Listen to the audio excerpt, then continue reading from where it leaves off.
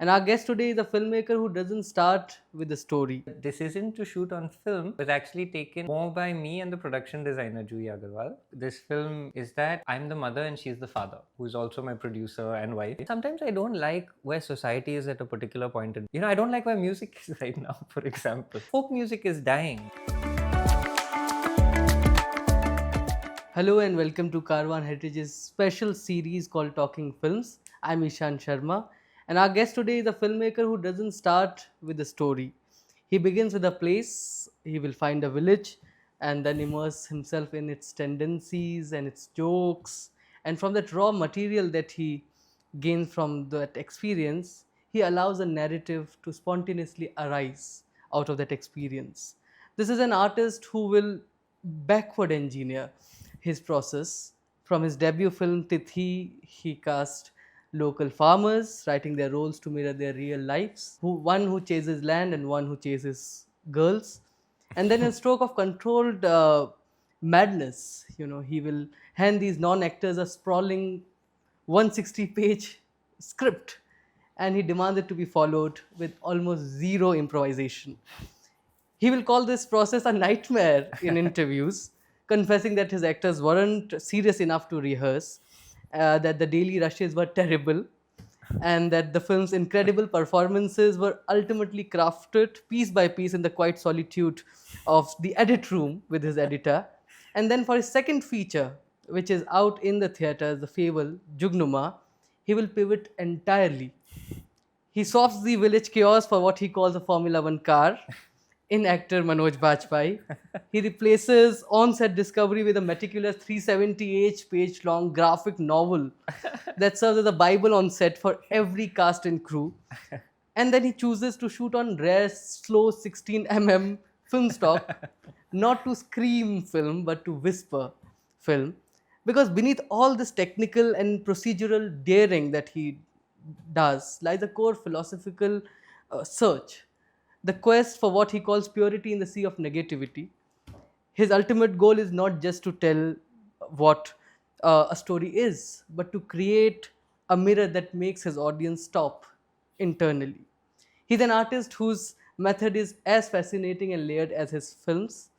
Please join me in welcoming Raam Reddy. Thanks, man. I'm so emotional after that introduction that I'm like feeling.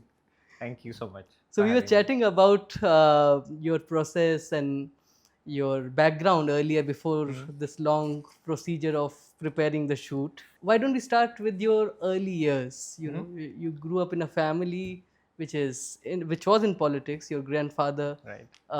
was there, K.C. Reddy Sahab, and there's a nice, interesting story which you, I think, discovered later on when you were Yes. making Tithi.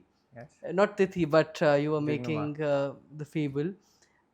Let's start from there. What are your inspirations? Both your grandfather, paternal and maternal, have something to do in the making of you as Raam Reddy, as the filmmaker you are. I mean, firstly, to have them, you know, uh, they're these towering figures in my life, and I never got to meet my grandfather K.C. Reddy. He passed away in the 70s. I was born in '89. So he's a bit of a myth and a legend to me, apart from being my grandfather. But he was one of the freedom fighters who we can owe this moment to. That was the world he inherited in his time, and how he responded to it. That spirit. We try to now. We're trying in art, for example, but he had to fight for basic rights. So I found out while I was developing this story that he had a lot of land back in his village, Kasambali, which he actually gave away in the Bhudan movement because he believed in equality. And so there was a cluster of villages that he gave back to the people who had it before. And that theme was in the narrative that I was already writing, unaware that this had actually happened. So somewhere deep down, subconsciously, I guess I felt these were important. So that was, K.C. Reddy. And my maternal grandfather, Dwaraknath Reddy, he was an industrialist. He was the chairman of Nutrient Confectionery, which he started himself. and he eventually sold Nutrien to Godrej, and he gave away his wealth to a trust, which is run by my mother, Anita Reddy, who is a social worker and now a Padma Shri. And so basically this giving away from the heart for the greater good, and also for their, like, anyone who gives, they're also gaining something, so it's not, it is selfless, but it's also an internal decluttering, that you gain something in that process of giving. Yeah. There is something that the giver gains while giving, and I think that's something that they understood. I grew up with these ideas, and trying to do it now through art. You also, I think, inherited the art of writing with from your maternal grandfather, and then you wrote your first book, It's Raining in Maya. Was that the beginning of what you can call the sowing of seeds of filmmaking in ways? Yeah, 100%. I treat actually my novel It's Raining in Maya as my debut, not Tithi. So that was my first attempt at constructing something, and then it was Tithi, then it was Jugnuma. So I kind of feel like I'm three worlds down. Even though Tithi and Jugnuma are known, I was actually too restless to go through the publishing process, because people are like, it takes a while to publish a book.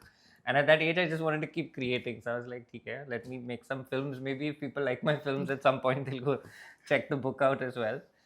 But my grandfather was a phenomenal writer. Yeah. He wrote about 10 books on the science philosophy border. He also wrote a novel, one or two novels. And his use of language and his ability, I don't know, to reach such subtleties was always like this reaching for me. Yeah. I was like, I spent a lot of time, like, when I was still in school, 15, 16, and these were challenging subjects that he was writing on. He has a book called The Physics of Karma, for example. He has another book called The Dicey Problem of New Age Science, where he's talking about Einstein and Hawking and putting that in more of a Vedic structure to say what, the Upanishads were saying about the same thing, and where he felt that science was ending and, philosophy was. So that border was where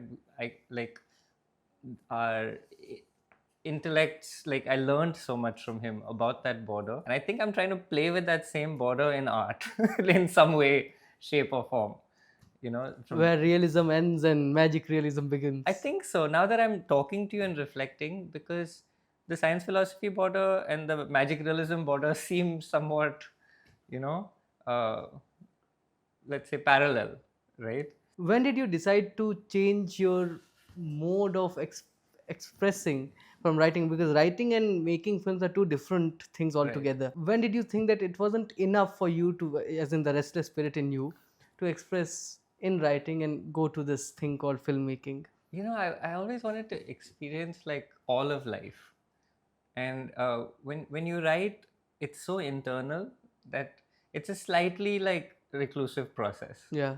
You have to go inside, you have to count on experience, memory and imagination, and then you come out, maybe you meet friends for dinner at best, and you go back into a room and write. I liked that. I didn't dislike it, but that is one third of the filmmaking process, let's say. If we say one third of it is writing, the other one third is shooting, and the last one third is, like, post-production. So I was like, yeah, I get to do that, but I don't have to, like, just be in a room all day and have, like, a lack of vitamin D. I can have a lack of vitamin D, then go shoot a film, get all the vitamin D I need, then go back into an edit room again, vitamin D dips. But that cycle is dynamic. And in that dynamism, there's a lot of surrender, but a lot of growth. There's a lot of discomfort, but a lot of joy. There's all of those, opposites kind of exist together. Let's talk about your first film, Tithi. Sure. Or even let's go even before that and go to your YouTube days. You have a YouTube channel which an unknown YouTube channel, a YouTube channel that's so cute that away from all the market gimmicks. There are interesting films on that YouTube channel, I must say. There is this one film which is about what do you think of feel? How do you feel the Right. world? Even in the Fable, you seem to delve deeper into the idea of feel. Right. How do you reflect on feel now? That was my first scripted short film. It was the first proper scripted, constructed short film. Um, I'm feeling very honored that you went and saw it. That was magic realism as well. Yeah. Very much so. In fact, it was quite a brave magic realism script where there's a character who is not feeling, and he's frustrated by that. Like, he's not feeling things as openly and intensely as he would like. And he's having this conversation with his friend while he's playing rummy one night at a And a cafe, dhaba. in a dhaba, let's say. And at the end of the film, he helps a visually challenged person to the gate, um, and he comes back with his glasses and his stick, and his friend is like, "What happened?" And he's like, "I was just talking to him, and the memories of his favorite movie were fading, so I just let him borrow my eyes for a couple of days." Hmm. And he's like, "Don't worry, he'll give them back." And so he then doesn't have sight anymore. And at the end of the film, some time passes, and we see him on a terrace, and he puts on headphones. He listens to music, and he really listens to music for the first time from his like soul, and he smiles. So, and then the film starts with the quote, "To find yourself first, lose yourself." Yeah. And it says Anonymous. anonymous, because that's one of those quotes you can't Place. trace or Yeah. place. That's the whole point.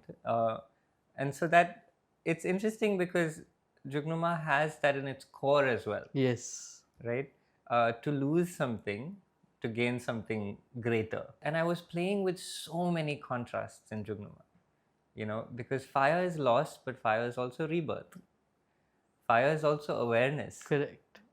The fire of awareness. So whatever burns in the fire of your awareness is sin, and whatever rises in the fire of your awareness is virtue. Was something that I had heard and I sort of liked.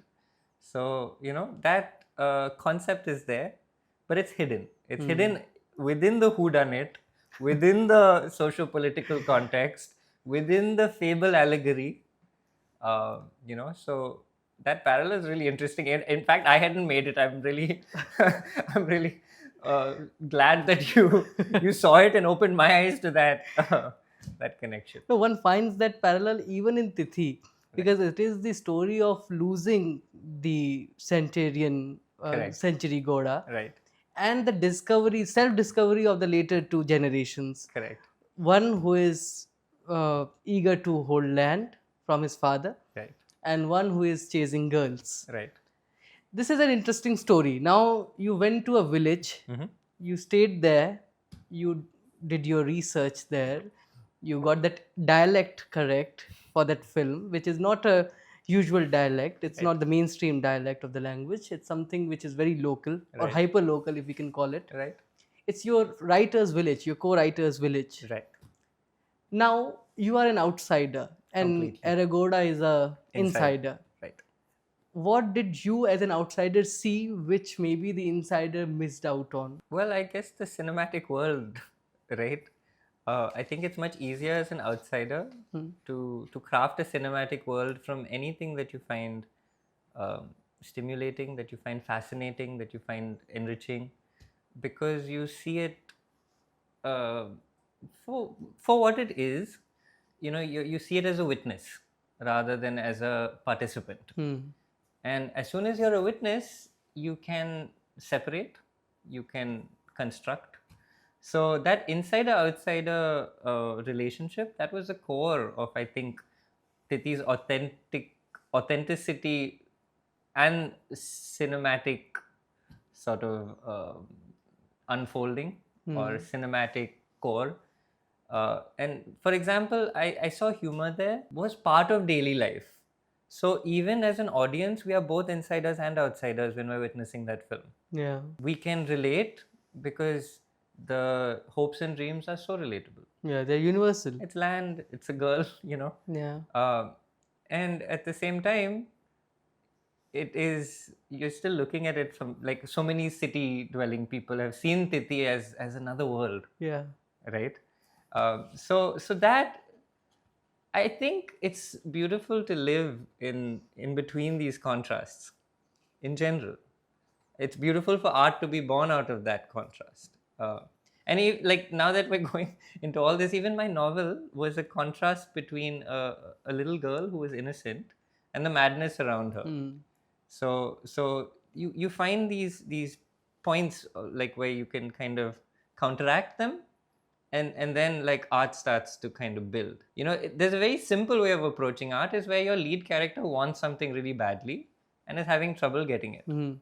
I know that works, and I know that if I have to ever rely on writing a script that works, I could do that. But I find these conflicts more fascinating. Innocence and, corruption, let's say, in the novel. Or here it's like 3 generations and desire versus lack of desire, or non-attachment from Gadappa. Yeah. And here it's other things in Jugnuma. So that's how I guess I function. And you're actually opening my eyes to how I function, because I never really look at how I function. I'm just too busy kind of trying to do stuff that I don't often reflect on how it's happening. We'll talk about that when we come to your Bombay chapter. Now you have finally settled in Mumbai, which is known for its pace and its busy schedules and everything. How will you find time for art is will be my question in the end. And we'll also talk about the idea of interpretation, how you saw that city dwellers saw it differently. Right. Your films have open endings in a way. They are open for interpretations. Right. You don't really spoon feed the audience. Right. Which led to a lot of divided reactions when it came out in Mami last year. The 50% audience in the theater loved it. 50% we didn't know what to make out of it. Correct. But I'm happy to see the reactions now. Right. Now people have started to accept magic realism as it is. Right. I think Indian society in general is a very magical realist society. I think so too. Because we live That's in the really beautiful. Society of myths and stories. 100%. It's part of our like very, fabric. Yeah. Like we're built of it almost. How many gods are there, in that sense? There are millions, and each of them are symbolic in some way, right? So we've been dealing with metaphors for thousands, of years, time immemorial. So Yeah. like we are like that. We love ascribing meaning to something that is not really that, and then creating this beautiful sort of fable around it. Yeah. So I do believe we are one of the most magically realist cultures. That is true. So it's nice if this takes root as a form But of the expression. genre has not taken It hasn't. shape in Indian cinema as finer as it should be. Correct. It's a very rough genre. Yes. Do you see a future of this genre?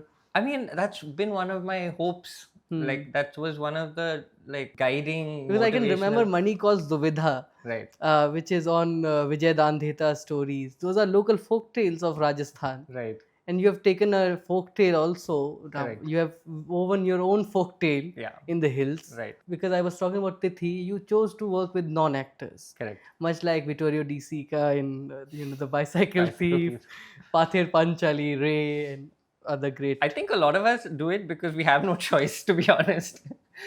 Especially when you're starting out, you don't have access to actors, no money to pay them. Yeah.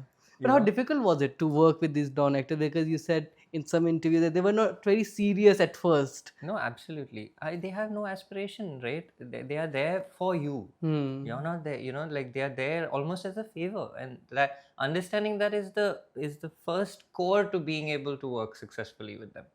So they are king on set because they are there to help you make your film. They don't want to, they don't need or want to be there in that sense. But everyone's having a great time. Everyone's having a great time. But you have to understand first that. So I would say the hardest thing, energetically, it's a beautiful process because everyone's just having a great time trying to find something, so there's a lot of excitement, joy, love all around. The biggest challenge is they don't remember their lines at all, because they're not trained to remember their lines. Now, I work within very rigid scripts because my scripts have a lot of elements and it's really important to hold it all together. And I do my plantings and my payoffs very carefully, so lines have to come out right. The beats of the scene have to come out right. But these guys won't get more than one line right. If you give them a master scene with 15, 20 lines, they're getting 1 to 2 lines, maybe 3 lines, and we all celebrate, you know. And the prompter has more work, you know, than anyone else. But that's a way, you have to find a way to create a comfort zone, you know, between for the non-actor needs to feel safe. And then it's a bunch of tips, tricks, whatever you have to do to kind of pull that out. One thing is to edit in your head on set. So when you get those those 2 lines, you have to like imagine, how am I going to cut away and come back to the other lines? And so you're watching something that's not good as it is, but you're trying to piece it together in your head. So that's a process. So there'll be a non-actor who can't act with the co-star because they don't maybe know them well enough. You have cast 2 people, they don't have a vibe. Chemistry. Yeah. So then, and we're shooting OTS. As soon as you realize that, you shift to clean and you bring that guy's best friend and put him in. Then he'll act, for example. You know? So there was so many tricks that we had to use. There was one actor who just couldn't laugh properly, and he needed to be a slightly, you know, he needed to laugh at the right times in the scene. So we tried and we tried and we tried. Eventually nothing worked. So then I took a long stick and I sat underneath and I found a nice axis with like an angle with which I could poke him in the ribs under the camera at the right time. So just with the right poking, and it ended up working. So I mean, that's a really gross example. I don't do that very often, but you know, we did whatever we had to do. Many times we faked rehearsals, you know, because they're so nervous when the camera is rolling. So, but it's a big unit, so the camera has to get into position. The boom guy has to get it, so they know when you're rehearsing and when you're not. So we coordinated that we would fake rehearsals in between. So after the other thing is, because they don't rehearse their lines, no, first 6 takes is line rehearsal. So once after the 6th take, you know, the take is bad, at least they've got their lines right, we fake a rehearsal. So everyone comes into position and all that. Yeah, I mean, we actually had to fake people coming into position during rehearsal, so they didn't realize that. And I'd say, we're not rolling this one. We're not rolling this one. Just relax. Just take it easy. Just do a take, and they nail it because they're relaxed. They don't feel the pressure. And how much time did this whole process take you? No, Tithi was that way. It was a stop-start shoot because we had to like solve problems. We were casting in between during. It must have taken you 4 or 5 months to. Yeah, it was 4 or 5 months in bits. So we shot about over 90 days across 4 or 5 months. We took breaks. We went back. We edited. We came back. In fact, in the middle of the film, we recast Century Gowda, which actually I've never told anyone this before, but we had another Century Gowda. Oh. And we were going into the schedule where we had to shoot him. So we had to stop the shoot because we weren't happy with the Century Gowda that we had found. In fact, we had cast a Century Gowda before that who was actually almost a century old.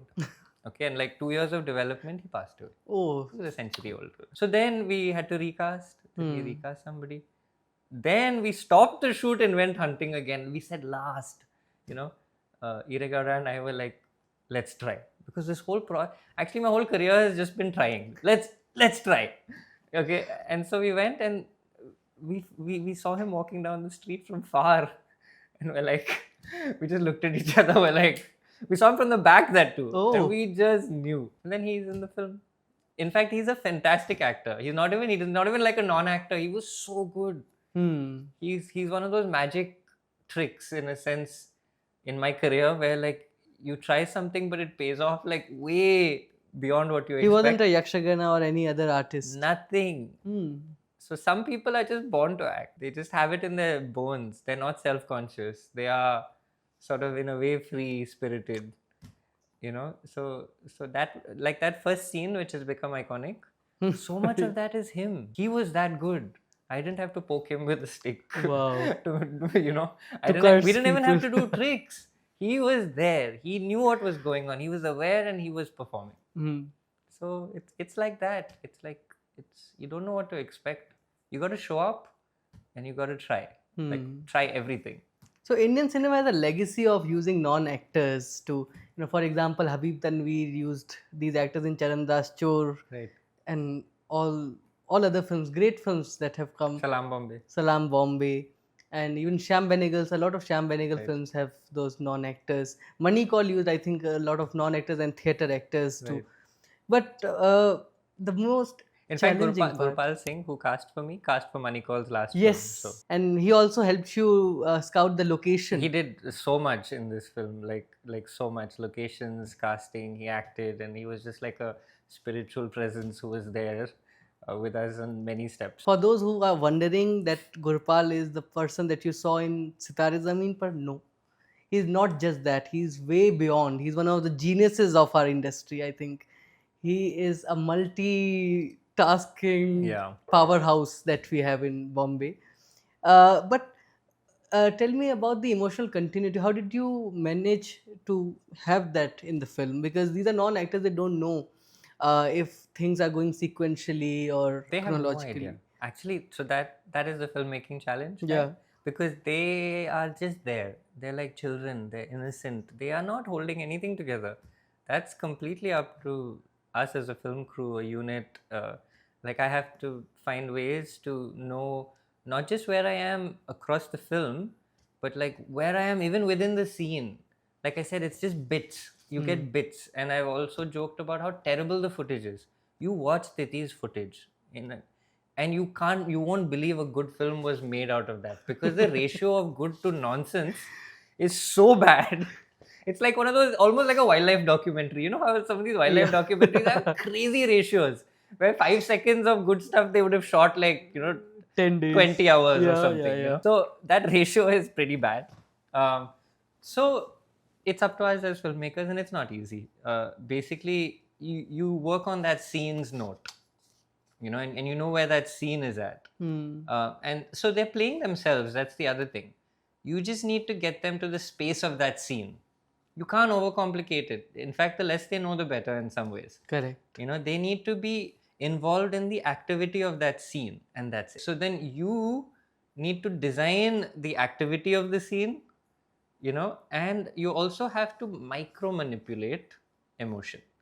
So that is where, say there's a line and they say it in the wrong way, little bit like that, little bit like this. No, little bit internal, keep it down.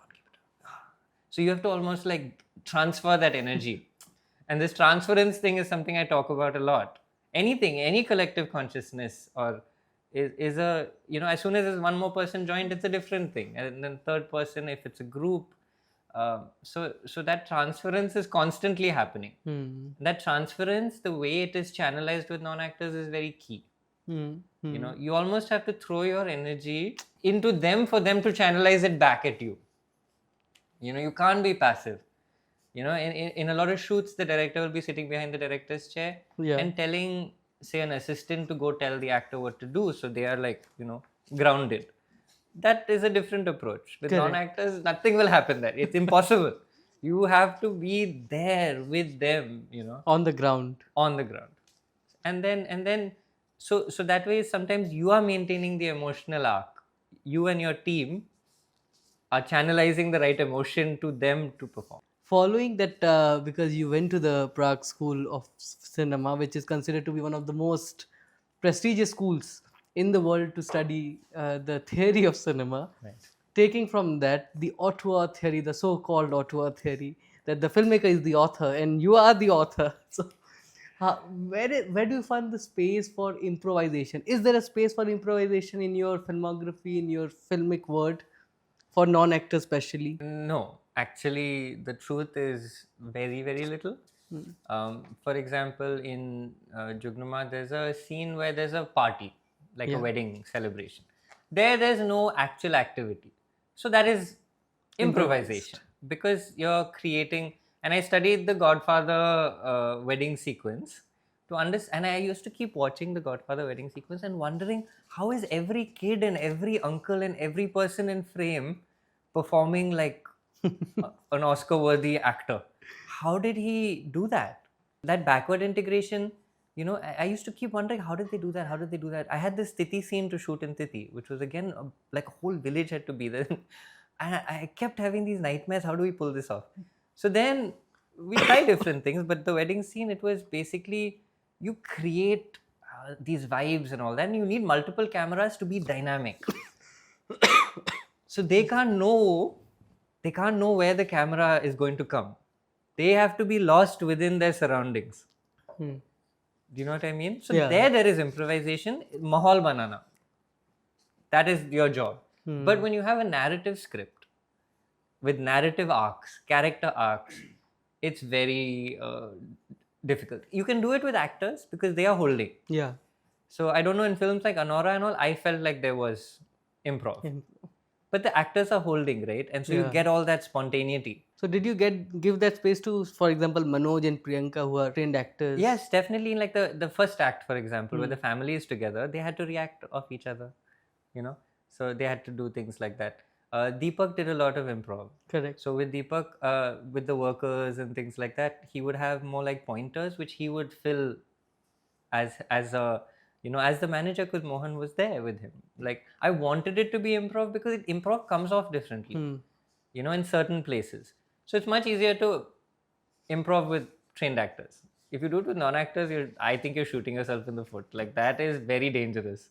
फिर वो art film है, मतलब art film मतलब non narrative film हो, you know, that is a vibe wala film. It can maybe work, but I don't recommend that. Truly experimental films. No, I might. I mean, I never say no to anything. Like, I just have this like kind of open mind. But no, I'm more of a constructor.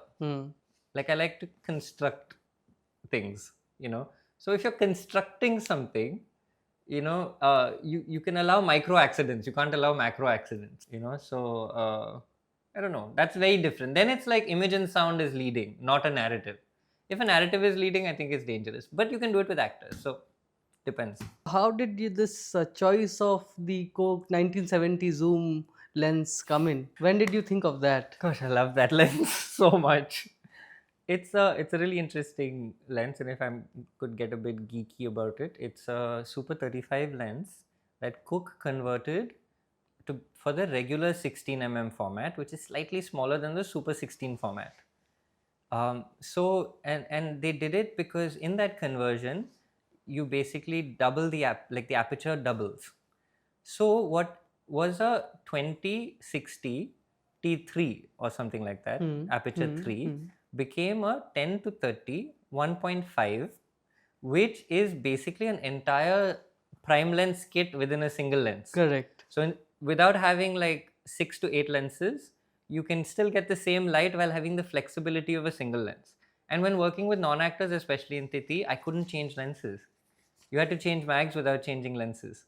So I went after this lens because it was for a format that quickly changed into Super 16. There were only 12 ever made.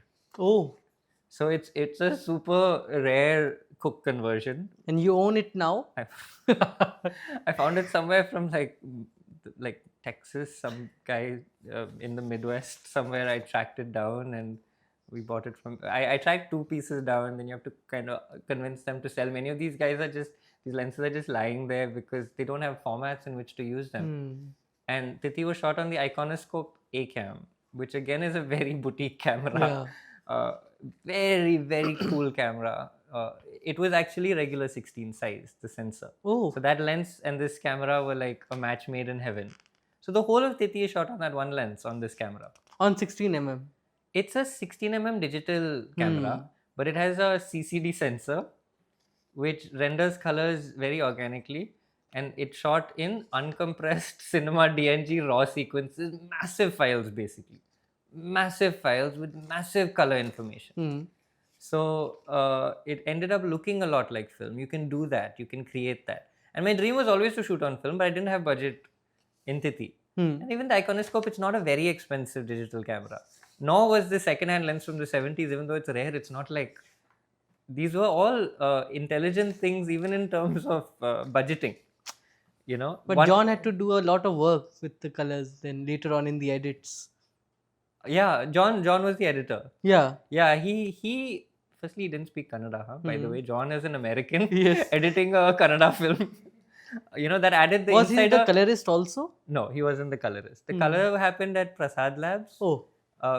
Supported by NFDC from Film Bazaar, because we won Best Work in Progress project. So then NFDC did that. But yeah, John was the editor. And he didn't... The insider-outsider creating magic, John couldn't have been more of an outsider. So he's reading off body language. So we have insider, then we have me somewhere in between, especially after I lived in the village for 2 years. Uh, and I lived in a house, by the way, in the village, nice house, 2 bedrooms with a terrace, everything, like nice house. The rent was 500 a month. Wow. So anyone who wants to live comfortably and is struggling, go to any small Indian village and you'll have the life of a king. That is true. Makes you wonder why we are sometimes in Bombay. But anyway, I digressed. No, because we are talking about the technical aspects. You also continued using that lens in your second film, Yes. and now you chose to shoot it on 16 mm Finally, film, like the film OG. stock. That was always the dream. Huh. I imitated it in the first film. Now I got to do the OG thing, because when I went to Prague, I did my diploma project on film, and that experience was incredible. Like, film is different. It feels different. There are a lot of technical reasons. There are a lot of aesthetic reasons, but I think the real reason is this emotional reason of, I don't know, it feels more like a work of art. I don't know how to explain that, but because it's there. Yeah. We're now in this time and space where even intelligence has become artificial. That is true. Right? So what? But we are organic beings, right? We seek organic connection.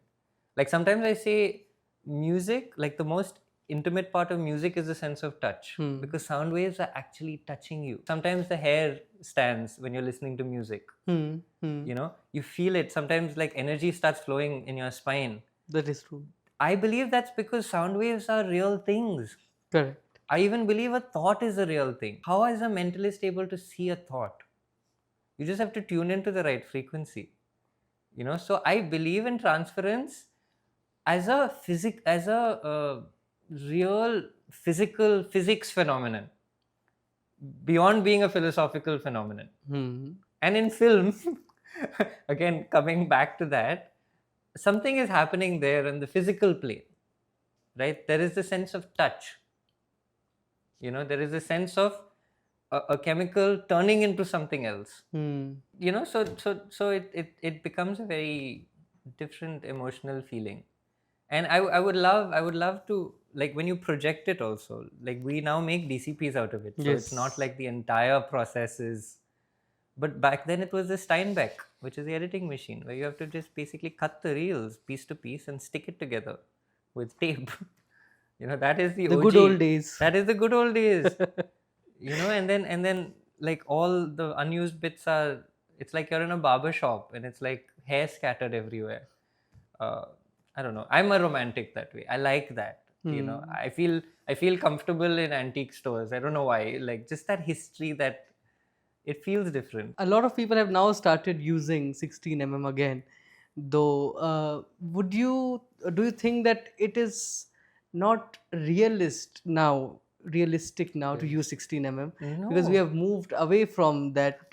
Sometimes I don't like where society is at a particular point in time. And I mean that in every way.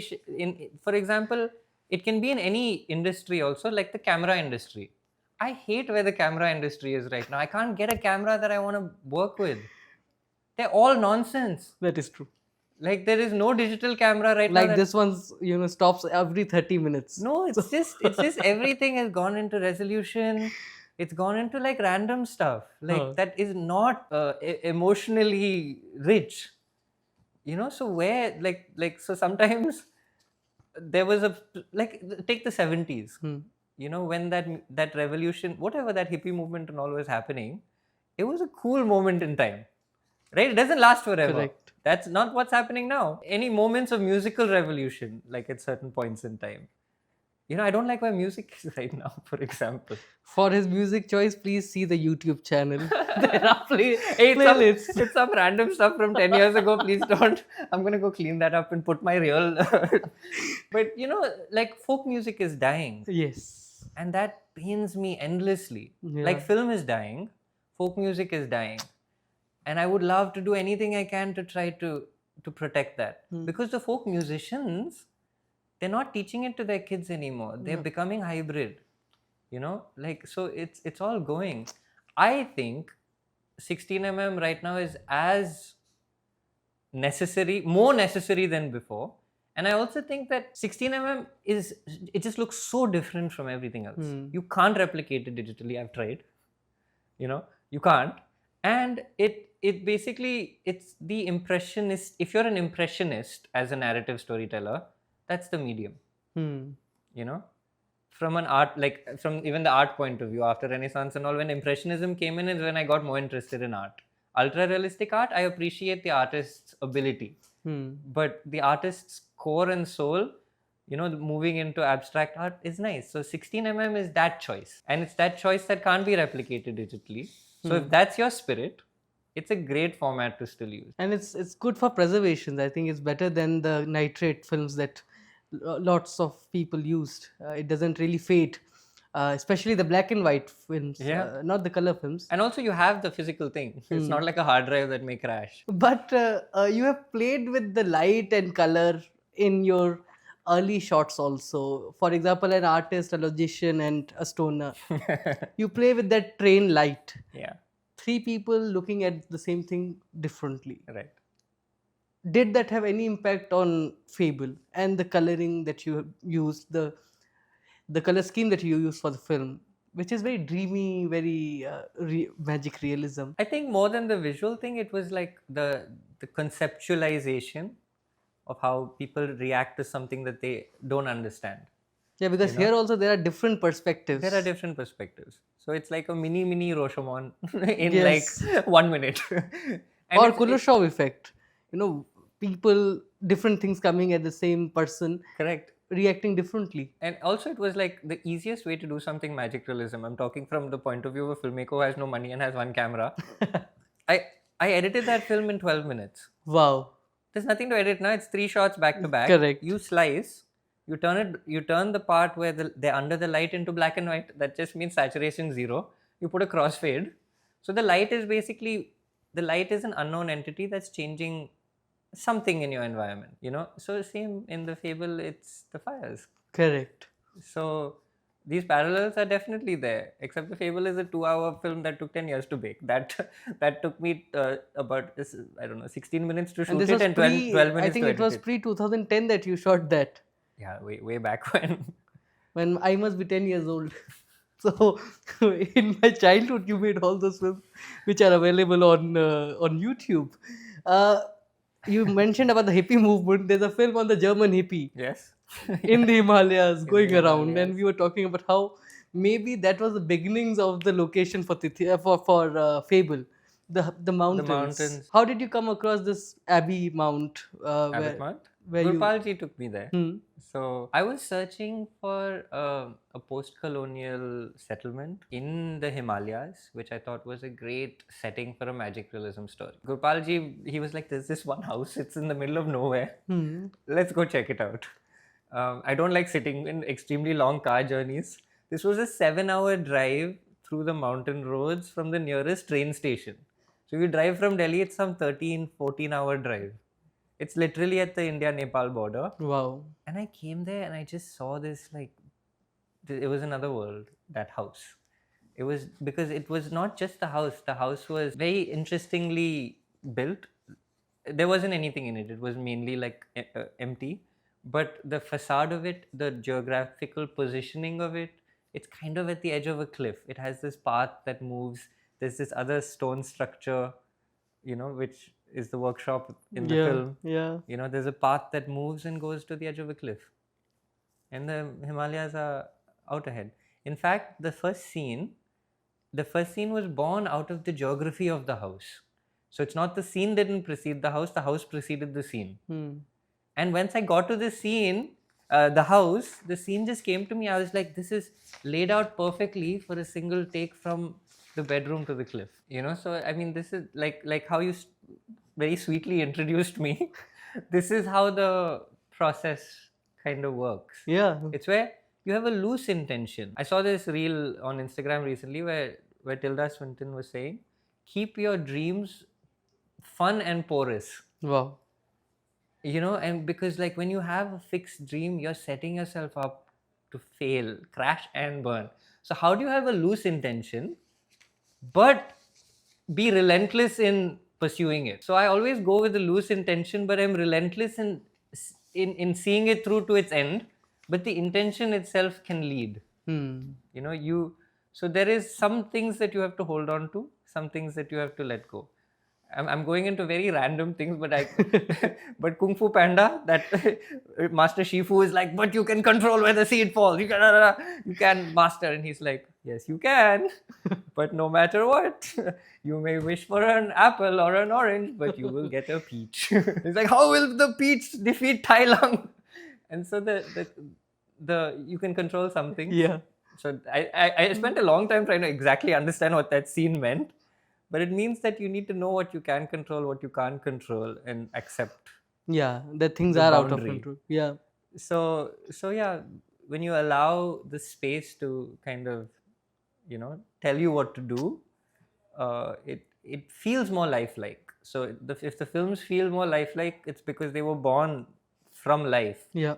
The film actually acts as a slider between subrealism, realism, hyperrealism, surrealism, all sorts of isms, where you have made magic feel like even more ordinary than real daily life. How did you think of that idea of using magic or something very absurd in a film, and use it as the main narrative arc of the whole film? Because things are going all everywhere, Right. different things are happening. There are stories within stories happening in the film. Correct. But then there is this big story, which is the making of the wings and then the final flight that he takes. Right. How did that all come together? I think again, this takes me back a little bit to like feel that film that we were discussing, the first one. So after he gives his eyes away, the whole thing becomes even more casual than the conversation they were having. So that was like the subrealist space. So I've been playing with these spaces my entire, you know, short films, and there's always a shift of space. I find shift of spaces to be very powerful. So you set even Tithi did it. So you set something up. You set something up to kind of create a receptivity, let's say, and then you switch. That like you're kind of pulling the rug from underneath, and you know, like it's a very I always when I experience that either in novels or even in a poem. So like there'll be a poem that runs and the last line changes the poem. God, I love that. Like I really love that personally. You know, so that, because in that shift is where something shifts in me. Correct. So these shifts of space, I find that they are powerful like narrative tools. So in magic realism itself, it allows you the freedom to decide how casually you want to treat the magic. And if you treat the magic overtly casually, then it's subrealism. You know, realism is where there's no Correct. magic. Hyperrealism is where the magic is Overpowering. Yeah, to some extent. And surrealism is where you remove the idea of the authentic. Yeah, there's no idea of, there's only absurdity in some ways. Exactly. And so if you're an artist working in the micro, say you're a painter, each painting could be a different one of those spaces. Correct. But the beauty in cinema is that you can have them all in this one ecosystem. You just have to design it carefully. And so many people who've seen the film are saying it felt like I was part of a dream, right? So those shifts, they are, you know, they are the way we dream. They are, no, I don't even think they're the way we dream. I think it's the way we live. I think there's a lot of magic realism that happens day to day. Correct. You know, I don't like, and India, there's even more, because it's just fascinating, and it's all on that other level that things are connecting. I think it happens. I sometimes think that rain, if someone, you know, we are all stuck to the ground, right, because of gravity. Suddenly water falls from the sky. Okay, forget the science of it for a second. Look at it as a child with wonder. It's, you know, water is in the ocean, it's in the lake. How is it falling from the sky? So if you look at it not as a scientist, but as a child, that's magic realism that we face every day. Especially in the Bombay monsoon, way too much of it. You know, I'm just saying it's a way of looking at things. Yeah. Right? and it's closer to the way a child would look at things. And as we grow older and get more and more conditioned, it becomes harder to see it for what it is.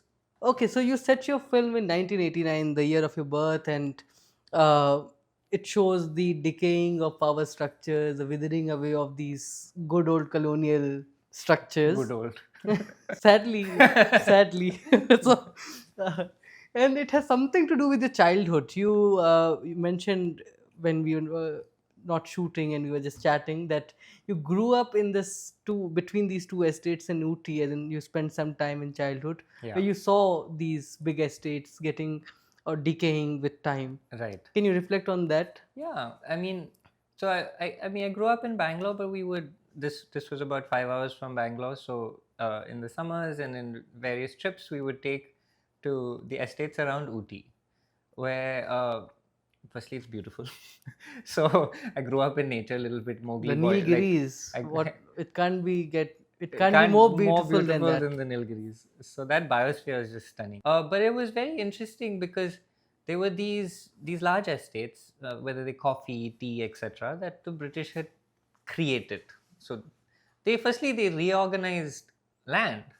That's the biggest thing, that they came and they just reorganized land. I mean, Correct. firstly, I find that shocking, but that somebody just came and changed everything, That to an outsider who has and an no outsider. idea of the geography. So I found that anyway fascinating, and then I found it interesting how the British owned those estates, but then there were Indians who were working with the government, and the larger their contribution to the government, they were gifted these estates, like literally given these estates as payment or whatever you want to call for that contribution, loyalty, whatever, because they were trying to hold power.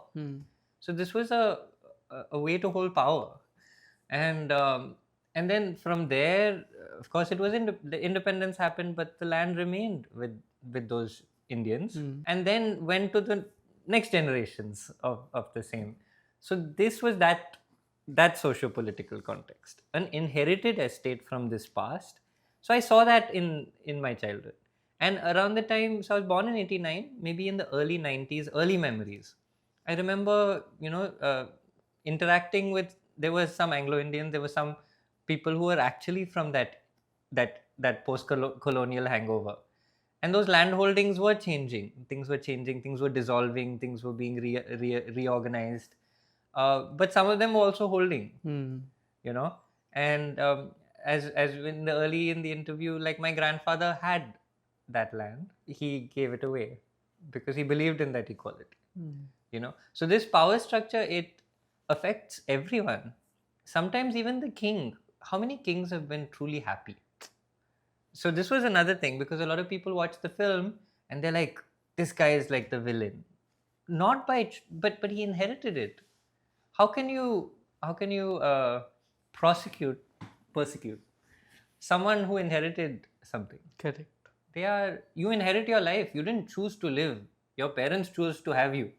Yeah. Are you guilty of living? No, you're alive. You're talking, right? So he's not guilty of having what he had. He ran it as a livelihood. But that inequality itself, the inequality itself is something that needs to be looked at, right? Because if you inherit power, you also inherit the responsibility to love, care, and improve the world, because you have that ability to do so. So you should. It's the right way to do it when you have more than you need, right? So this was the socio-political context that I saw, and I saw estate owners. I saw managers controlling the entire world, while the estate owner is somewhat detached, because again, it's an inheritance. Many of them want it, some don't want it. I saw the locals having to live off it, happily living off it very often. Yeah. They had no issue with the power structure. They got their wages.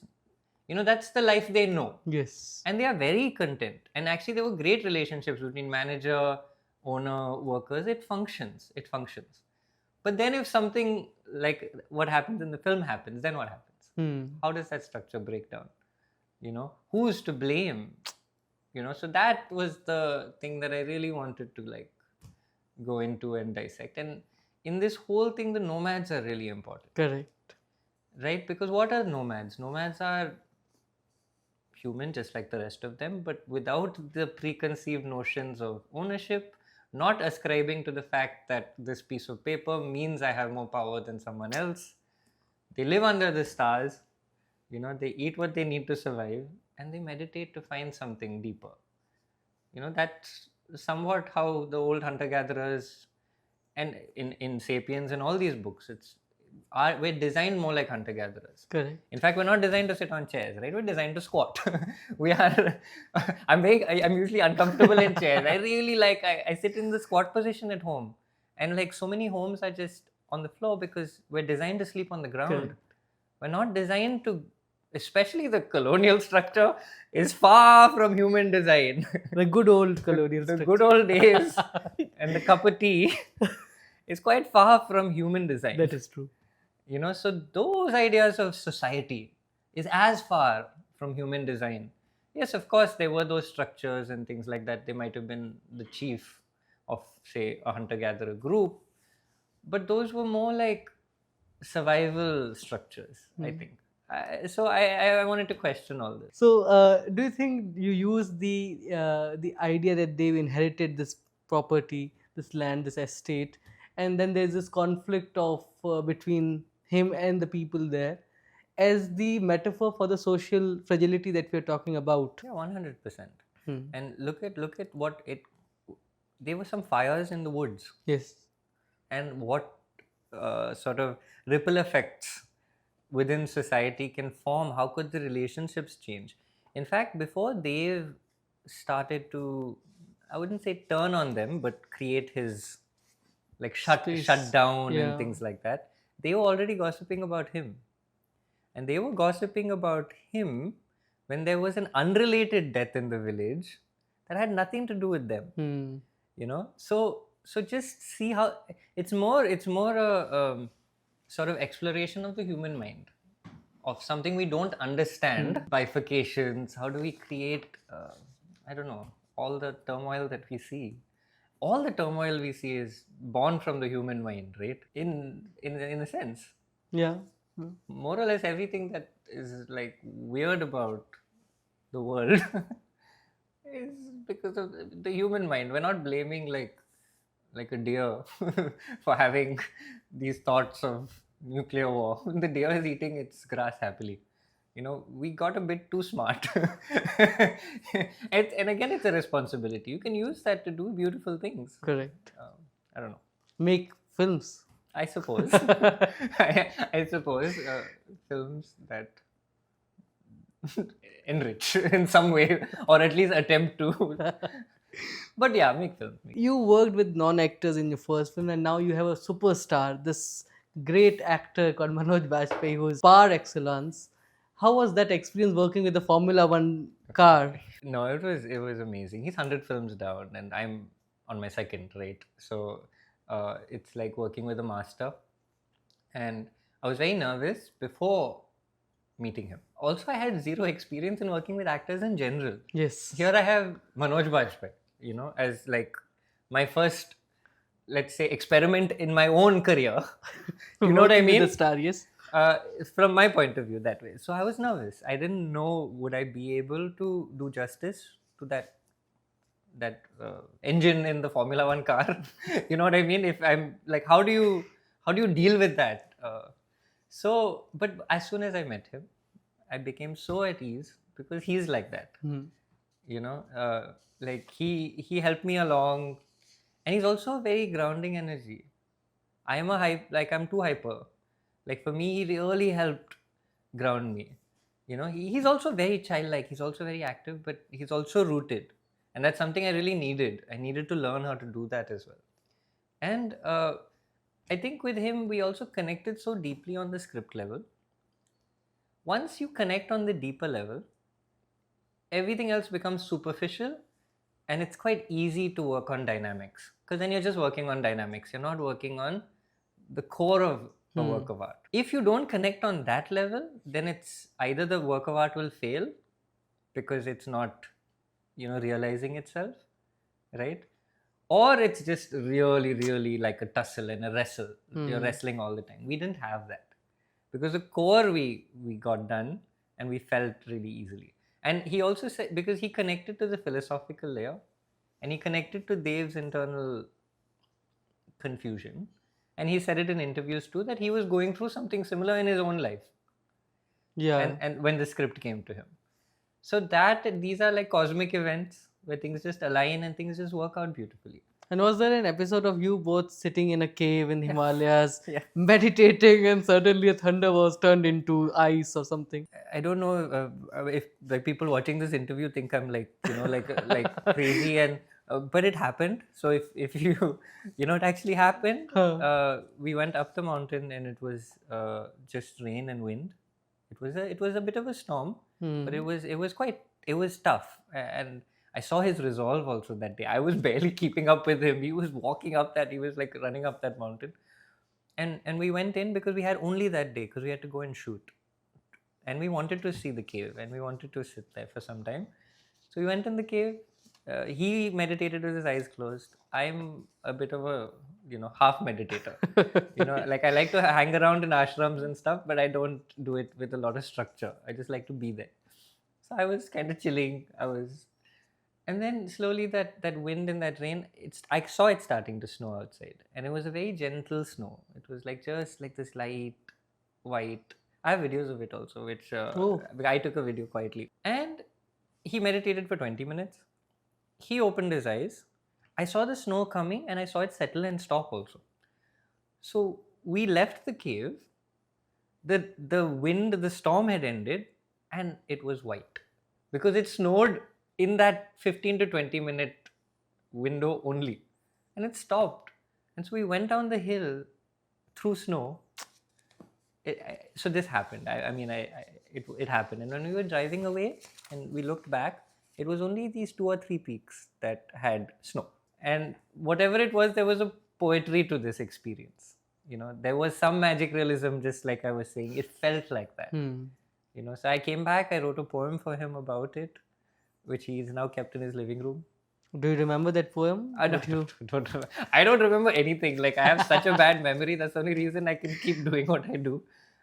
But the spirit of it was just what we experienced, and I felt like lucky to have experienced that with him. And how did you connect with Priyanka and Hiral and Awan? So through Tess Joseph, who is the casting director, who cast all the professional actors, she's amazing, and she suggested Priyanka.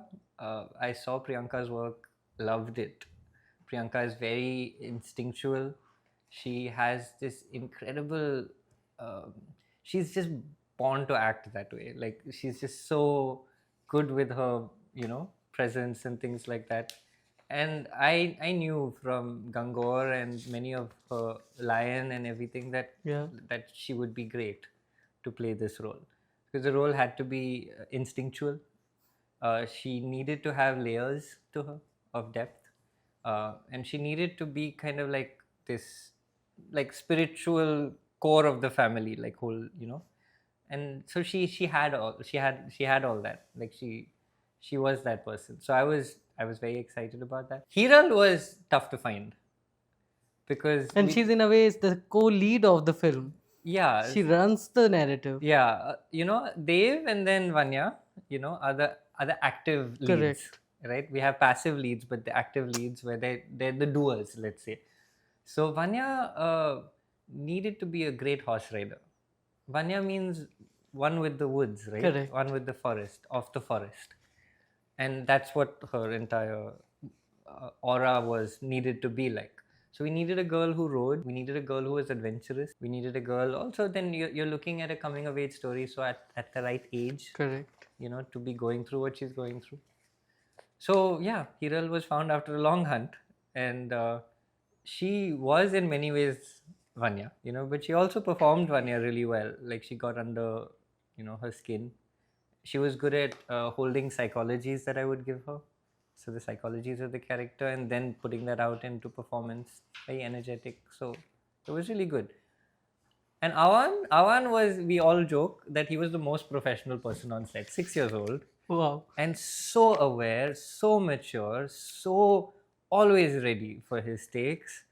Uh, And sometimes you get that like as a gift from a director, but then their performance is stiff because they're so, they're so disciplined and things like that. He was disciplined and playful. It wasn't hard to get Avan to like run around.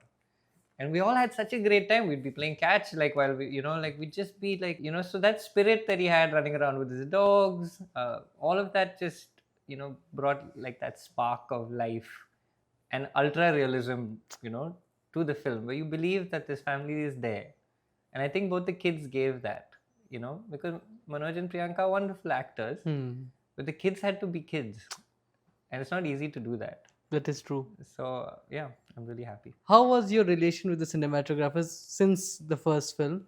Because you being a very purist in a way and author in a way, did you give your cinematographer enough space to experiment, or did you ask them to just follow what you say? I think I am more of the latter in general because when I write, I can see my film. If I write alone, especially, I see the film. And you sketch the frame? I can't draw, but I sat with a wonderful animator, Upamanyu Bhattacharya, and drew the whole storyboard.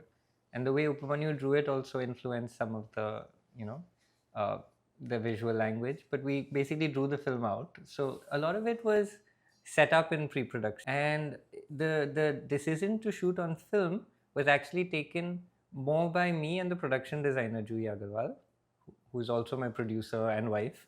And we made the film together over like 8-9 years. Wow.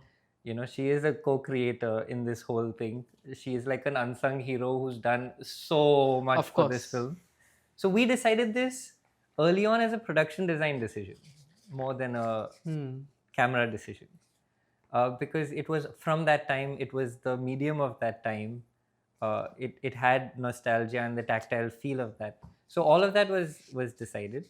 And so then the team kind of built itself. So the visual language of the film, it's the work of 7 to 8 people in a long pipeline coming together to build the visual world. And so initially, Sunil, who was the DOP in the primary schedule, he was we had met him as he was the gaffer, and so this was the first time that he was going to shoot a film.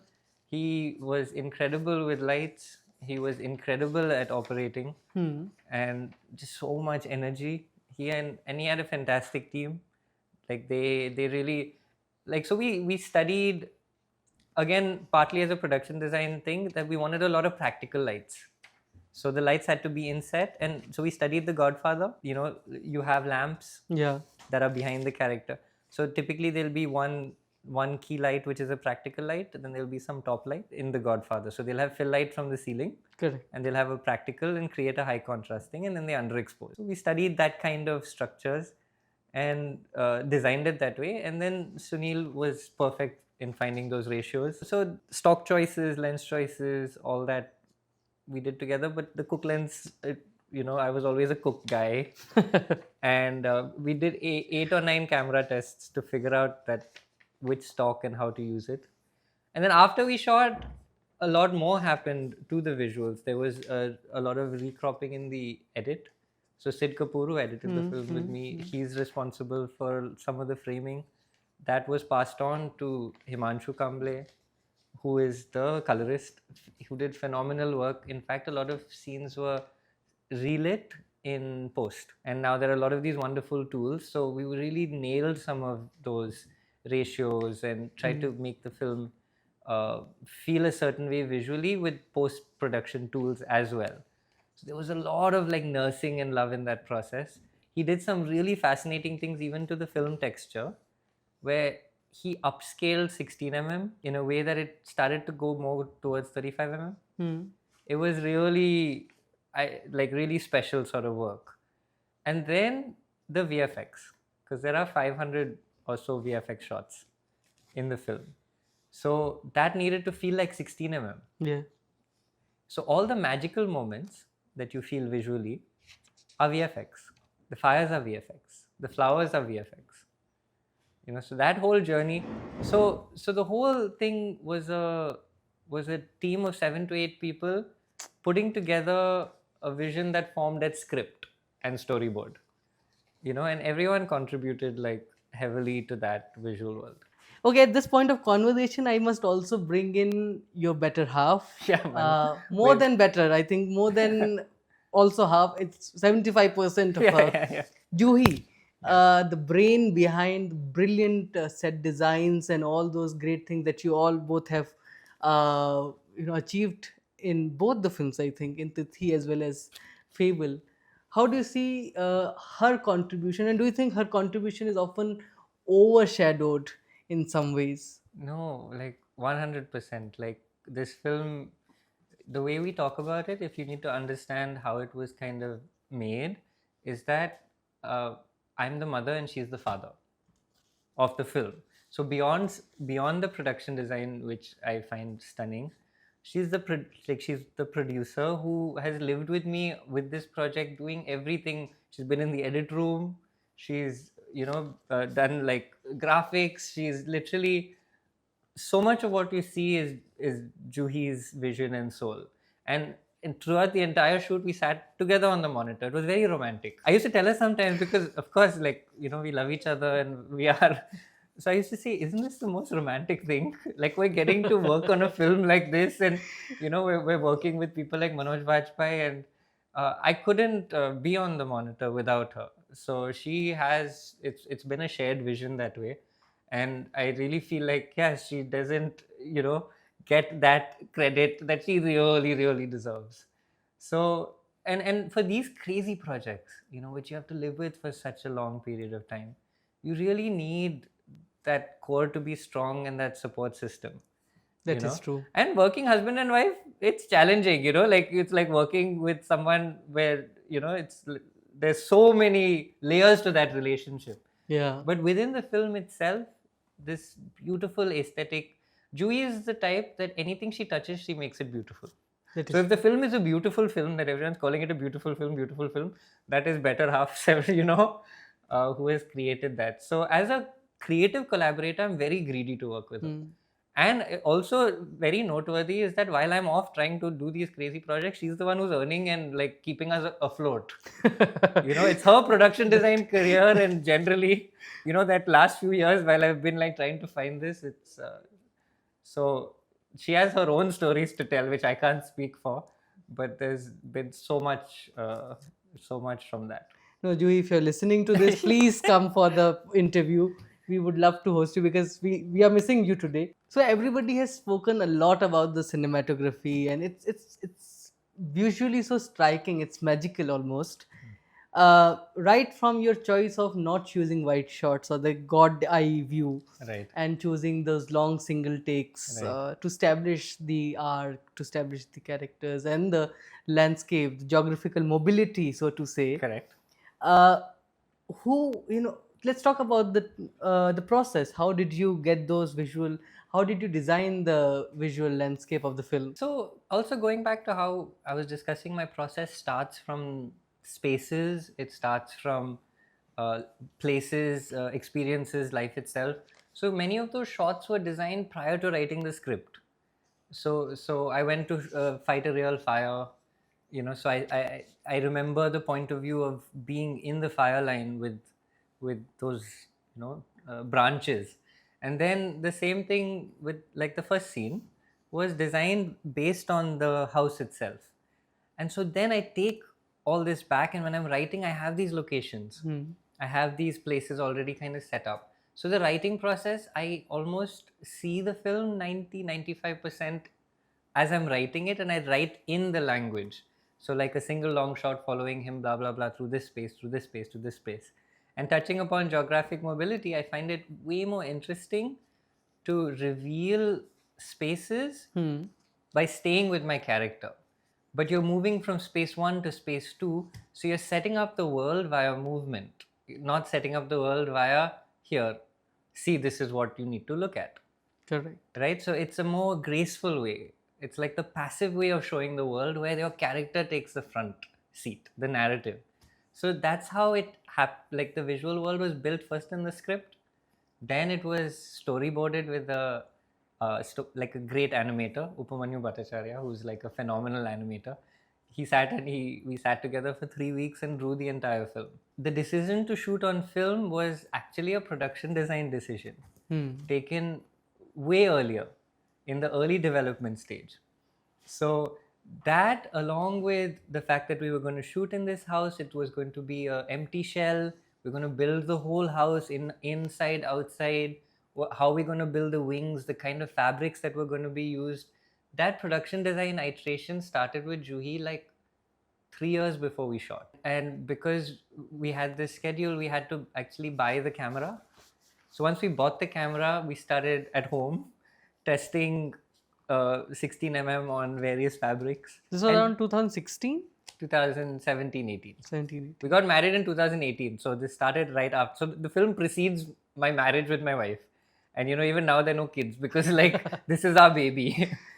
So we started testing fabrics and things like that. So that building of the look and feel, it actually started from production design. Then I met Sunil Borkar, who is the DOP. He was initially the gaffer, and his Instagram, like his photographs, I felt this beautiful synergy with the way I see things and the way I feel. And I wanted him to do it. So then he came on board. He kind of took this, he like embraced this idea of film. It was the first time he was shooting on film. And then I had these treatments kind of laid out. I wanted to underexpose heavily. So he was for that. A lot of DOPs were not happy with the idea to underexpose heavily. He was for all the brave experiments that we wanted to. So we tried all these tests and we created a sort of visual style which again use a lot of practical lights. So the practical lights, the departments both coincide, the production design department and the DOP, the camera department. So they were practical lights, and then there were and he did a fantastic job with the light ratios, like really, really like fine tuning them to make them feel really good. And outdoors we didn't have lights. So outdoors we were shooting to the storyboard. We were allowing light play. We were trying to get the right windows of time. And we were shooting a lot in magic hour, which was part of the design. Magic hour itself that decision lends itself so much of like a dreamlike state. That is true. And me and Juhi were on the monitor the entire time, and Sunil operated the film. So we became the three musketeers of the visual world, and the three of us, together built what was shot on set. It was a wonderful collaboration. I really enjoyed it. And then coming to post, this is such a long answer because we did so much on the visuals, but coming to post, colorist Himanshu Kamble did a fantastic job. So he does a lot of selective grading. So if you have your frame like this, he will pick out different parts of the frame and grade it separately. And I think that's one of his specialities, is selective grading. So we spent a lot of time nursing the image, me and him together, like kind of selectively choosing. And the last thing is the VFX, right? So 16mm VFX is such a challenge. There are 500 VFX shots in the film, and most of it was done by one artist. His name is Varun Ramanna, and he has this incredible ability to make it seem real. So there's so much invisible VFX in the film that no one can tell there's VFX. But the fires, even the flowers, because we had no flowers on shoot, all the flowers are recreated in VFX. Wow. So the whole visual team came together to build a world. So like 7-8 people really put their heart and soul into it, and that's what you see on screen. Not talking about the romanticization of the 16mm, there's of course, we must bring it back.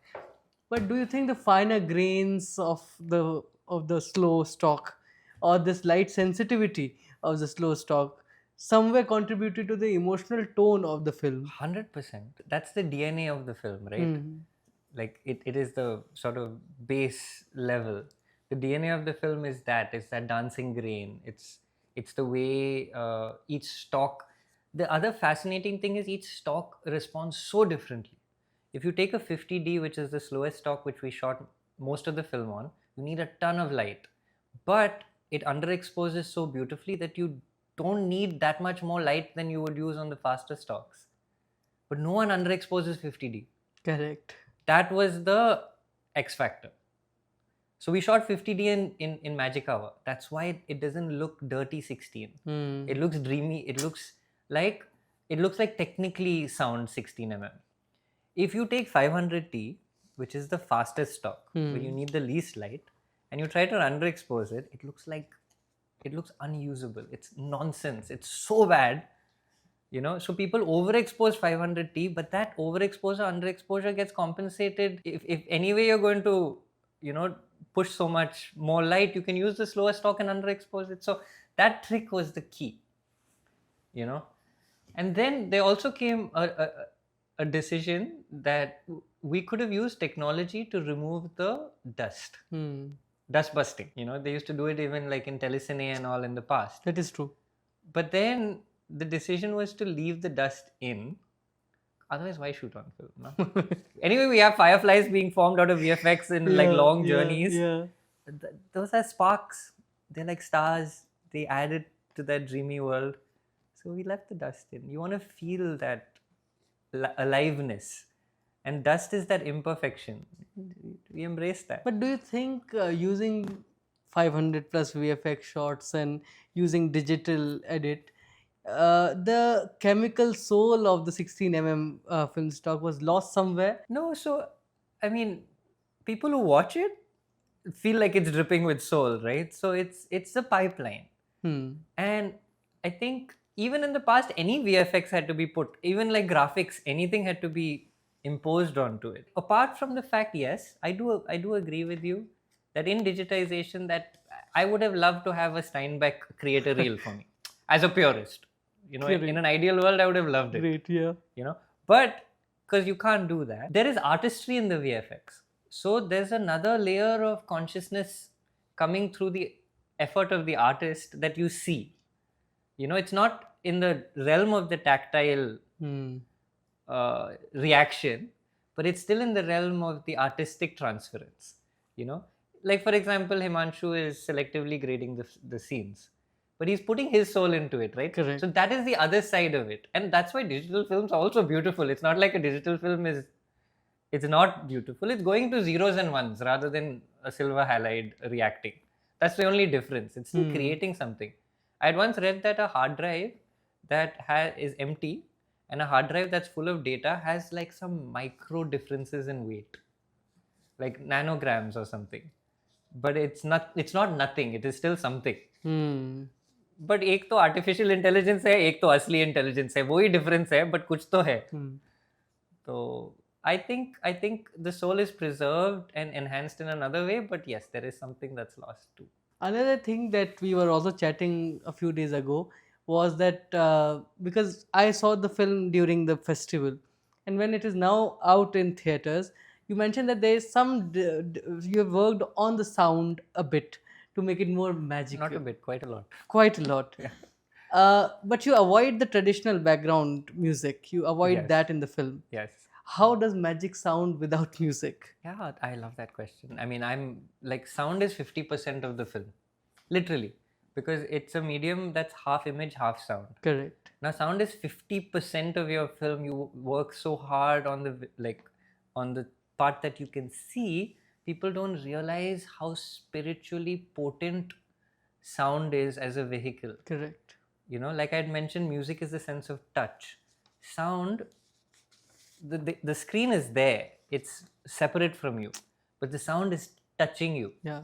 So Nitin Lucas, who's the sound designer on Tithi and the sound designer now on this film, he and I have a spiritual relationship, very similar to me and Manojji. He's a fan of Osho. I'm a fan of Osho. And there's a certain spirit that we connected with, and the idea was, how can you turn sound design into emotion? That's really complex. So for example, it's nature sounds. The canvas you have is crickets, birds, rustles, space like wind, and space like echoes. That's it. You can't do like metal sounds and all. You don't have that in your canvas. So how do you get a cricket that sounds musical? So like there are hundreds and thousands of species of crickets. Correct. So there'll be a cricket ambience that has like rhythmic structures within it, or even a tonality. So Nitin's like a master of layering ambiences. So you can almost create a harmony with 3 cricket ambiences at Correct. 3 notes. So the notes of a tanpura, can become the notes of crickets. So you can create a subliminal music using sound design. And it's possible. And we did it quite bravely in some places. We think it's brave. Everyone thinks ki nature ka sound bahut badhiya tha. No, which is fine. That's what we wanted to achieve. But you emphasized on it. No, we did a lot of like careful design. So for example, Vanya's smelling the flowers. The ambience shifts to the ambience of the woods with the nomads. Very subtly. So that's her fantasy. So she's there in her head. So it shifts there. Or Manoj and Deepak, Manoj is questioning Deepak's integrity, and there's that scene, which I don't want to give away fully, but like there's that scene of conflict. During the conflict, we go to the sound of the burning trees, like the woods. So the ambience from the morning of the thing, which was the core emotional, we go there.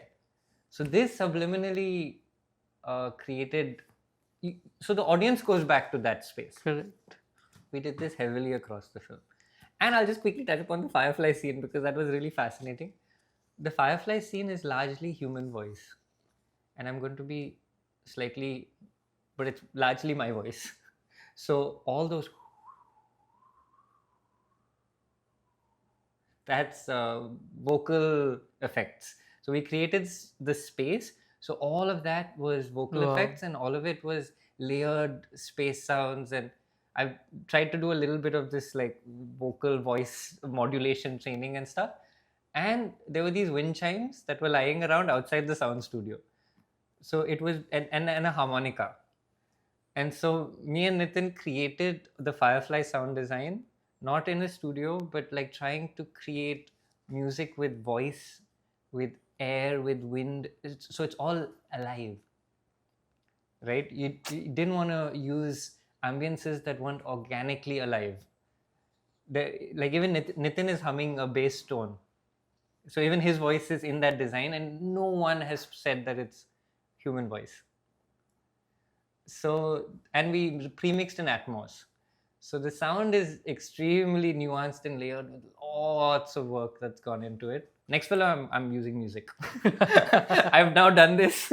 It's very difficult. It takes a long time, but I'm happy. It's part of the realism of the magic realism, right? You have music, immediately your willing suspension of disbelief changes to मैं cinema देख रहा हूँ. That is true. I want to create the illusion कि life, you're watching life.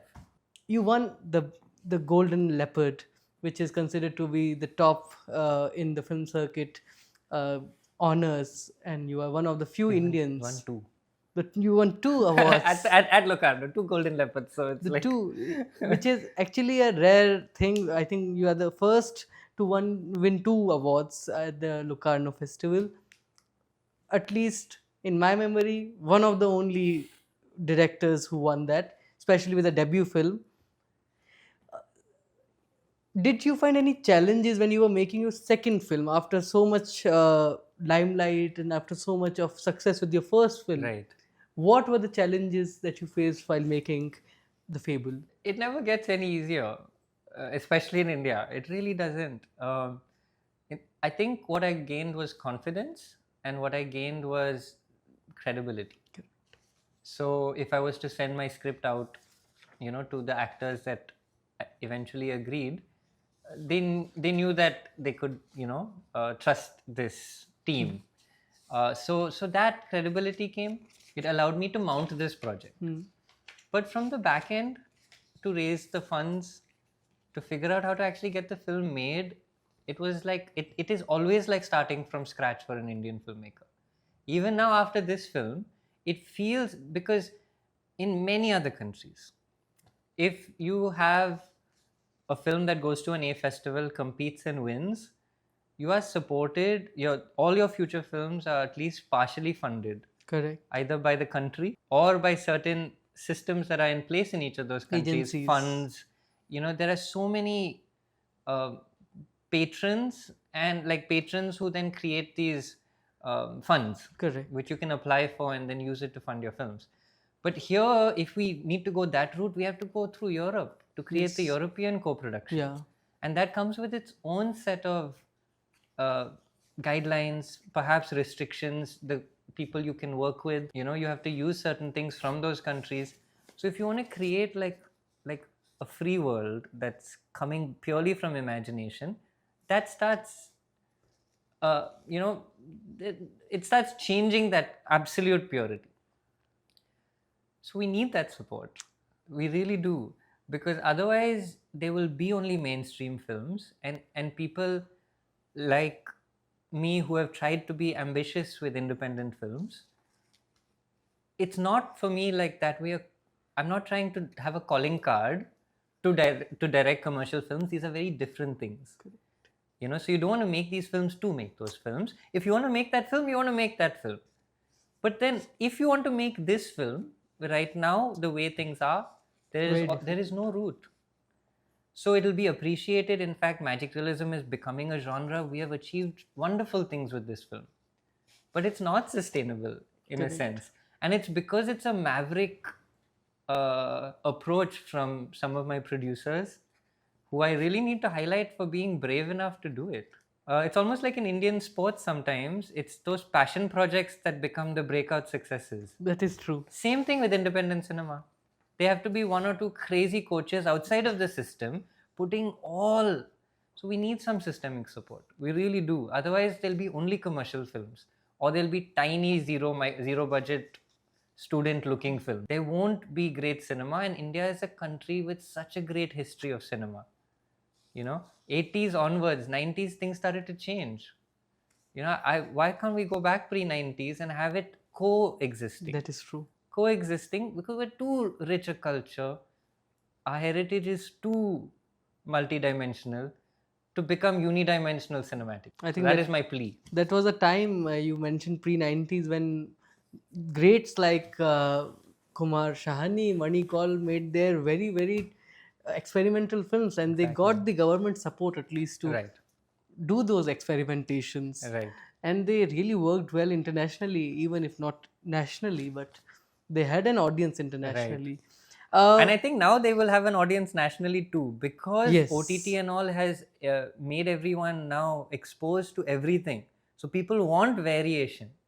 It's like you want to eat different kinds of food, right? Like you get bored of the same thing. Correct. It's like, why do you have so many restaurants? Have so many films.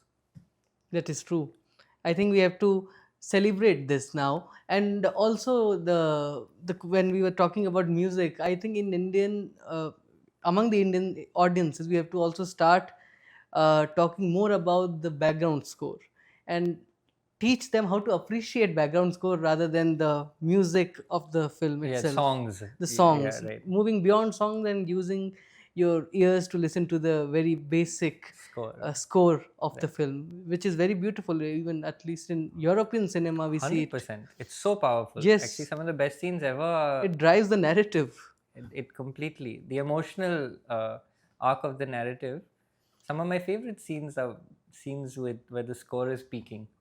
Do you think Indian cinema underutilized silence and slowness? Silence, definitely. Slowness, I don't like that as a concept, because the pace is dictated by the dynamics of the film. So I think a slow film is not slow within itself. Does that make any sense? In the sense that you have nothing to, because something is slow because something is fast. Correct. Do you know what I mean? If the film works, that is the optimal pace. If it keeps you engaged, that is the optimal pace. The core is the engagement. I find films are slow, are disengaging. Sometimes things are very fast. Things keep happening in those films. Like a lot of accidents keep happening one after the other. I find that very slow because I'm not engaging. But definitely silence is extremely underutilized. Indian films are too loud. I go in with earplugs. In fact, I carry them around. They're those earplugs that let some sound in. I carry them around. People are losing hearing in theaters here. Like permanent damage. That is they just don't know it, and not just in theaters, on the streets also. Yeah. You have someone blast a horn next to your ear, you have lost some. We are a loud cells. society. Oh gosh, we're half deaf society. The older we get, the more treble hearing. It's just gone. So definitely, I think bravery is underutilized in Indian cinema. That's more of a sweeping statement. Yeah. Whether it's to be brave enough to be silent, or whether it's brave enough to take your pace according to your narrative, that is, that originality, but keep it engaging. I don't believe, even if it's like pure art, whatever you want to do, I like engaging cinema, personally. I don't like complete abstract art in cinema where it's disengaging. It has to keep me engaged, but within those dynamics, we must try do it in different ways. Now talking, I think the last 3 or 4 questions that I have are on your aesthetic choices, Okay. especially in the context. The first is in context of a film, Europe mein hathi nahi hota. That's something that no one's ever seen, really. So what do you think of absurdity in this context? That's fully absurd, that film. It's two Indians trapped in a dumpster in Prague. They don't know why they're trapped there. They just land up there. And as time passes, the happenings outside become more and more surreal. And we just hear it. Yeah. So it's completely absurd. At the end, and they start to lose their sense of reason as well while they're sitting in the dumpster. And then there's a dog paw. Yes. And then suddenly there are two Japanese people in the dumpster. But let's not go into that. As in, that's just being playful. It's also using sound to tell narrative when you don't have scale. It's fun to this is part of that play that I was just saying. And that is weirdly that film is inside a dumpster, but it's somewhat engaging in its absurdity. So, or like 12 Angry Men. Take that film. It's 12 guys in a room. Correct. So engaging. Or let's take your example, a theory of relativity, a homeless guy and a rich guy Thank you for taking my examples. sitting on the same bench. And they exchange lives.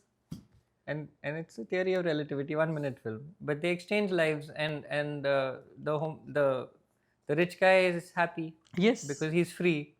And then that phone call keeps ringing in the background. So there are ways to do this that can be applied, hopefully, to bigger films. Like Jugnuma also has the star cast is fantastic. They trusted this vision. Yes. So more people are interested in something not typical. How do you choose what not to show in a story, what not to shoot, or what not to keep in the film? Oh, that's a tough one. That's a tough one. As in, I think it was Besson who Pickpocket was, I think, and in that, so it's two things.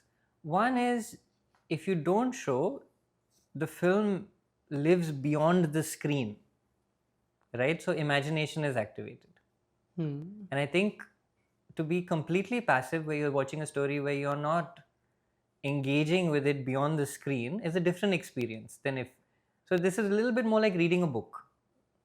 When you read a book, your imagination's activated. Yeah. So I feel that when you don't show, especially when you're dealing with suspense and mystery, you can't show everything, no? You have to show things from certain people's points of view. That's when it's a mystery.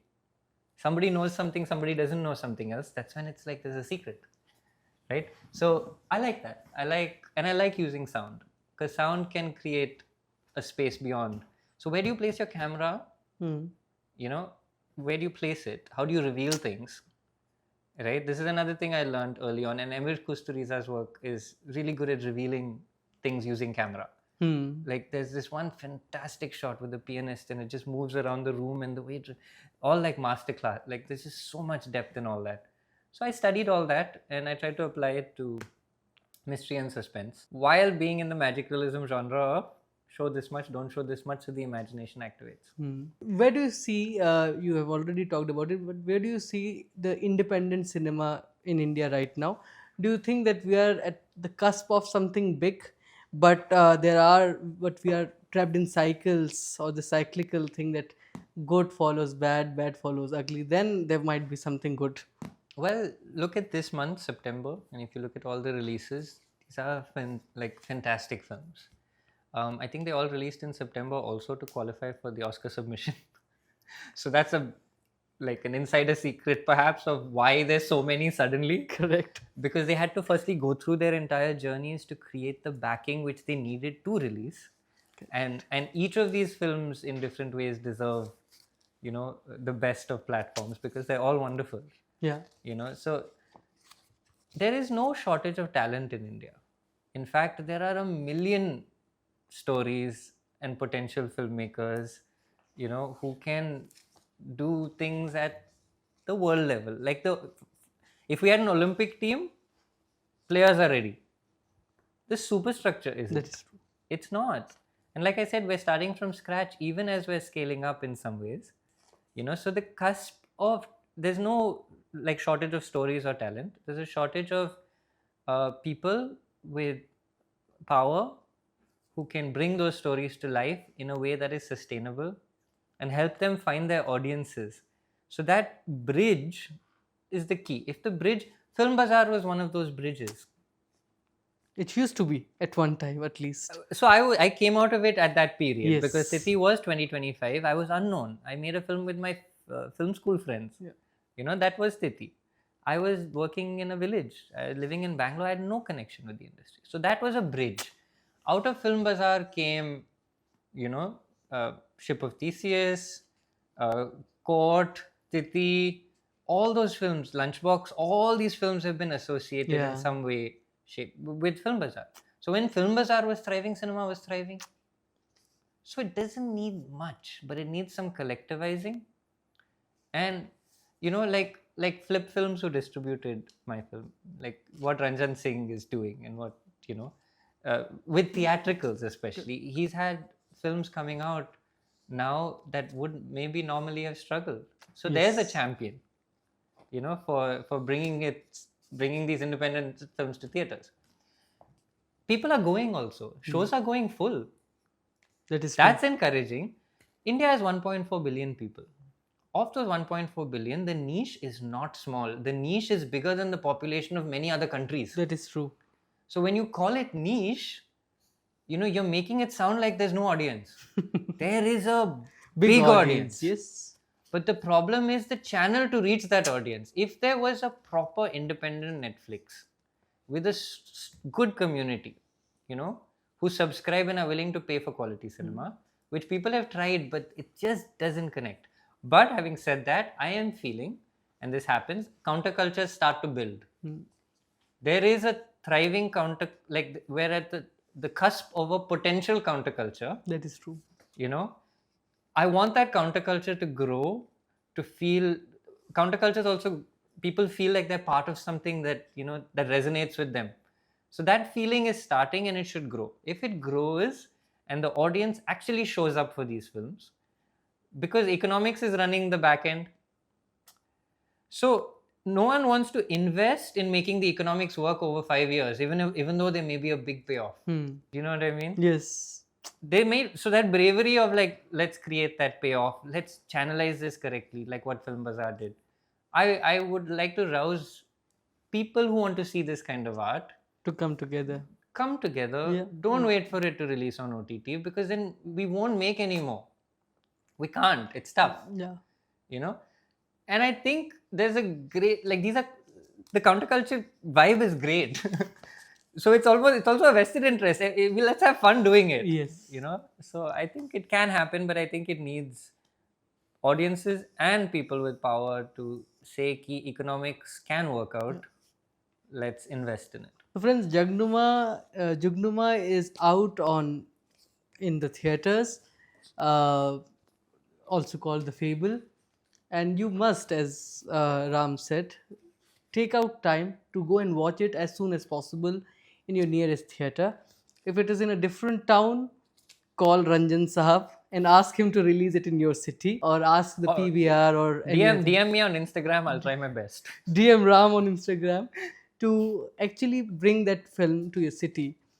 This is a film that you might not see, you might not have seen earlier. This is a very fresh kind of a film, which also Tithi was. And later there were different Tithi-like films in the industry with same kind of actors, same kind of Yeah, many. stories. And I hope that there would be more Jugnuma kind of stories, Oh, which that's will really help nice. the genre of magical realism grow in India, Yeah, because we have hundreds or maybe lakhs of mythical folklores lying there in libraries to be exactly. adapted. I think that will really help Indian cinema. If you really want to be a champion of independent cinema, the easiest way is to get a ticket on any Hmm. which platform you buy your ticket from and go and watch the film. The film is out. Don't wait for the OTT release.